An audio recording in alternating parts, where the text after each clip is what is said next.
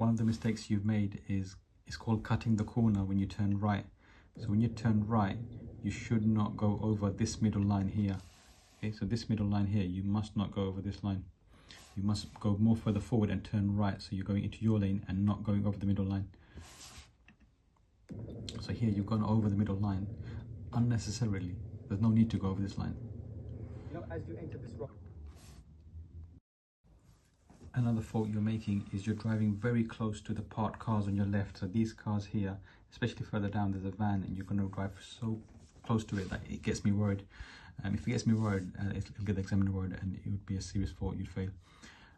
So drive in the center of the road from the parked cars on your left, the black car and the blue car. The middle line on the, okay, yeah, you can't do that.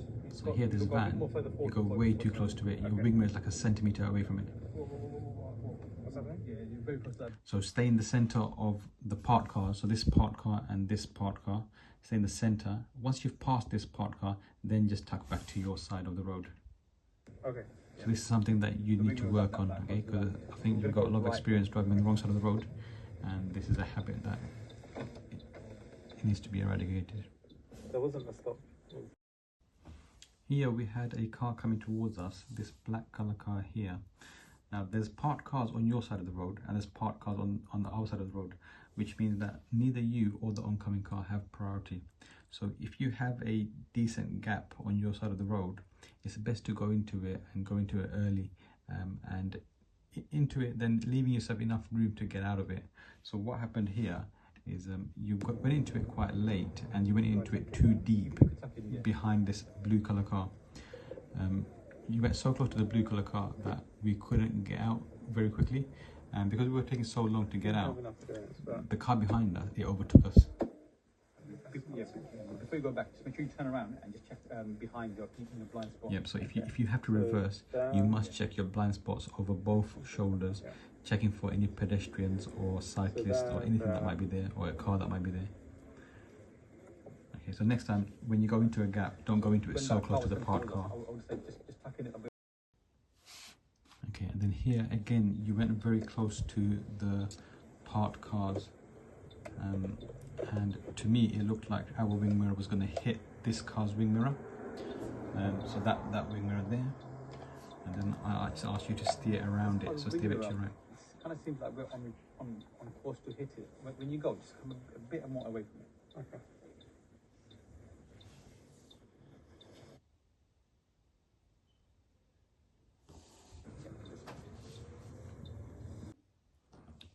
Now here we're about to turn left into this side road, and it's very hard to see from this light shining at us, but there's a person who's crossing the road and they step onto the road, off the pavement onto the road. It's best to just stop for them. They have priority. The highway code says pedestrians have priority, especially if they've started crossing the road. So here I'll play the video and you'll see there's a person just there. You can see they're kind of on the middle of the other side of the road. You shouldn't turn here, just stop and let them cross. Wait for this guy or no? It'd be better if you did. Okay. So pedestrians have priority here, okay? And this is a good example of where pedestrians have priority and where we're giving them way. Yeah. We'll just stop back here. So just stop far back.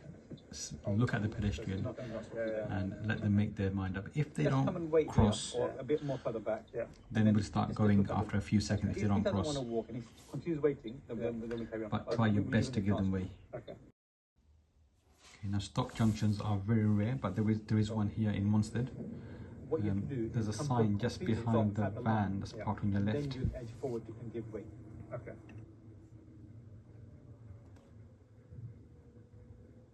What we'll do is we'll so here's the stop sign, and on the floor you're going to get a solid white line. You have to stop completely at the line, then give way, then creep out, edge out and give way. So whatever happens, you must come to a complete dead stop at the stop line, which is just there, and then after you stop, then edge forward and give way to the traffic that's already on the main road. Now on your left here, there's a cycle lane. It's marked by this broken line. If it's a broken line, you could go into it if you needed to go around somebody, for example, who's turning right. So if you check your left mirror and there's no cyclist there, you could use that temporarily. But if it's a solid line, you must not use it. And here's an example of a solid line that's a cycle lane. You must not go into that cycle lane. It's treated like a bus lane. You'll get a fine of £80 or more, depending on the council, if a camera sees you go into that cycle lane. At this roundabout, we turned right. Now, mini roundabouts are usually, the circle on the floor is usually just painted down. It means that you could drive over some of the circle. So what I'd advise you, your left-hand tyres should not touch the circle. You should try your best not to touch the circle with your left-hand tyres. Your right-hand tyres will touch the circle. So if I show you my finger, I'm going to come here. You went around that way, but what you want to do is come straight and right. You don't want to swerve to the left. Any other car that's coming from your left-hand side, if they see you swerve to the left, they're going to assume you're turning left, and they might just pull out in front of you, which is dangerous. So you should not give them the impression that you're going to turn left. So what you done was you swung to the left to avoid the circle. As much as you can, yeah. So if you touch the circle, it's not a problem. So this isn't really ideal, and you might even run out of space and hit the curb. So you just want to go forward a little bit and turn right. Your right hand tyre is going over the circle is not a problem at all. Touch it with the right hand tyres. Now this is a mistake that lots and lots of people make in Wanstead. There's not many bus lanes here, but there is one on Whips Cross Road. So this bus lane that's about to start, there's a sign here, the blue sign tells you who can use the bus lane: taxis, cyclists and buses. It doesn't give you a timetable, it doesn't give you a time. That means this is a 24-hour bus lane.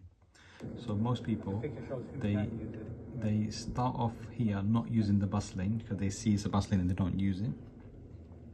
But then we're going to go left first exit. And the instruction is sometimes to turn left first exit the roundabout or second exit ahead. Either way, you need the left lane. And the mistake most people make is they try and move into the bus lane when they know they need to use the left lane. So a common mistake is some people go into the bus lane now because they think the bus lane is finished, but the bus lane restarts again. So you see this thick white line here, this is the bus lane indicator that there's a bus lane there. You must not go into the bus lane too early. So this thick line here is the bus lane marker. So some people, they try and move into the left lane now. Put my finger this way, it's too early. There's a camera up here, it's going to catch you, it's going to give you £80 fine, and it's going to fail your driving test. So you must wait for this thick white line to come to an end. So this thick white line, when it comes to an end here, only then can you move into the left lane. You cannot go in now, it's too early. I've had these tickets before. The camera don't care. You go in this way, over this way, it'll give you a ticket. So this is how you do it. You come in now. So there's a camera just up there.